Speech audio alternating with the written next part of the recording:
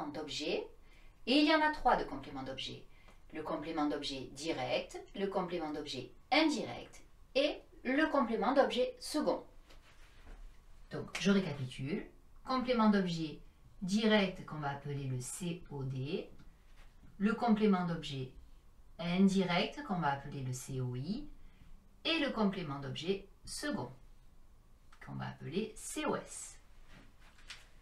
Alors, à quoi ça sert un complément d'objet? Le complément d'objet va venir préciser le sens de l'action. Il est essentiel dans le groupe verbal. Cela veut dire qu'on ne peut pas le supprimer et qu'on ne peut pas le déplacer sans changer le sens de la phrase. Le complément d'objet, c'est une fonction dans la phrase. Tu te rappelles? 2 leçons importantes dont il faut qu'on se souvienne pour pouvoir comprendre et reconnaître le complément d'objet. La première, c'est l'ensemble des fonctions que l'on connaît. Reprenons-les ensemble. Les fonctions qui sont en rapport avec le verbe. Le sujet du verbe, l'attribut du sujet, les compléments d'objet, COD et COI, c'est ce qui nous préoccupe aujourd'hui, le complément circonstanciel que nous verrons plus tard, et les fonctions en rapport avec le nom, l'épithète du nom et le complément du nom. Autre chose à se rappeler pour bien comprendre les compléments d'objet, ce sont les prépositions. Je vais les mettre dans un coin pour qu'elles puissent nous servir tout à l'heure. Les prépositions à, dans, sur, chez, par, pour, en, vers, avec, de, sans, si, sous. Alors, les prépositions qui sont le plus utilisées avec les compléments d'objet indirects, ce sont le à et le de. Mais il est utile de connaître l'ensemble des prépositions. Alors justement, comment je reconnais un complément d'objet? On l'a vu tout à l'heure avec les fonctions, le complément d'objet est une fonction liée au verbe. Donc dans un premier temps, je vais chercher mon verbe. Ensuite, je vais me préoccuper des questions que je vais poser pour pouvoir trouver le complément. Et en fonction de la question, je vais pouvoir dire si j'ai un complément d'objet direct, indirect ou second. On en vient aux exemples. Premier exemple, si je dis Léa mange un gâteau. Je l'ai dit tout à l'heure, première chose à faire, rechercher le verbe. Que fait Léa? Léa mange. Nous avons donc le verbe manger. Question à me poser, Léa mange quoi? Léa mange un gâteau. Nous avons donc ici le complément d'objet. Donc je peux déjà écrire CO. Mais quel est le complément d'objet? Eh bien, j'ai posé la question Léa mange quoi? Avec les questions qui ou quoi, il s'agit d'un complément d'objet direct. Donc COD. Pourquoi? Eh bien parce que le verbe est directement lié au complément d'objet. Il n'y a pas de préposition entre les deux. Autre exemple. Léa parle à Nicolas. Je cherche donc le verbe. Que fait Léa? Cette fois-ci, Léa parle. Nous avons le verbe parler.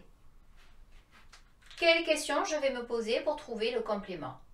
Léa parle à qui? À Nicolas. Donc, mon complément d'objet est ici. À Nicolas.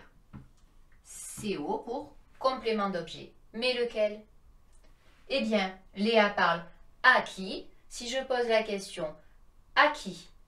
À quoi? De qui ou de quoi? J'ai affaire à cette fois-ci à un complément d'objet indirect. Donc COI. Et pourquoi? Eh bien parce qu'ici, regardez, j'ai une préposition. Donc, entre le verbe et le complément d'objet, il y a une préposition. Donc, c'est indirect. Ils ne sont pas directement reliés. Autre exemple. Léa donne un gâteau à Nicolas. Je cherche le verbe. Léa donne. Donc, c'est le verbe donner. Et je vais me poser la série de questions. que je vous ai posée tout à l'heure. Léa donne quoi? Léa donne un gâteau. Donc, nous savons déjà que Léa donne quoi? Je réponds à la question quoi? J'ai un complément d'objet direct. Toujours avec le même verbe, je peux poser une autre question. Léa donne un gâteau à qui? À Nicolas. Ah, j'ai dit à qui? J'ai une préposition. Donc, je vais avoir un complément d'objet indirect. Eh bien non.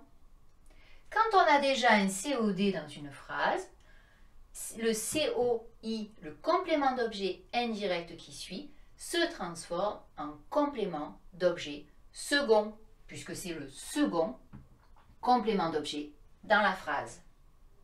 Tu as bien retenu ça? Attention, encore une petite chose dont il faut que je te parle. On vient de dire que pour qu'il y ait un complément d'objet indirect, il fallait une préposition. Eh bien, pas toujours.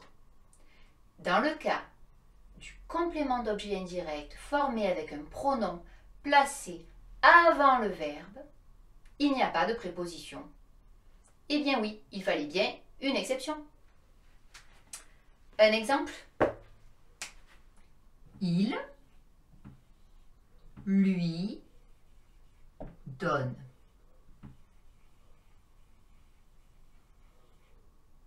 Mon verbe, que fait il? Donne. Donc, nous avons ici le verbe donner. Quelle question je pose? Il donne à qui? Eh bien, il donne à lui. Lui est bien un complément d'objet indirect, puisque je pose la question à qui? Et pourtant, il n'a pas de préposition. Voilà. C'est promis, maintenant tu sais tout sur le complément d'objet. Tu n'as plus qu'à bien réviser ces leçons. Maintenant que tu as tout compris, entraîne-toi en faisant les exercices ci-dessous.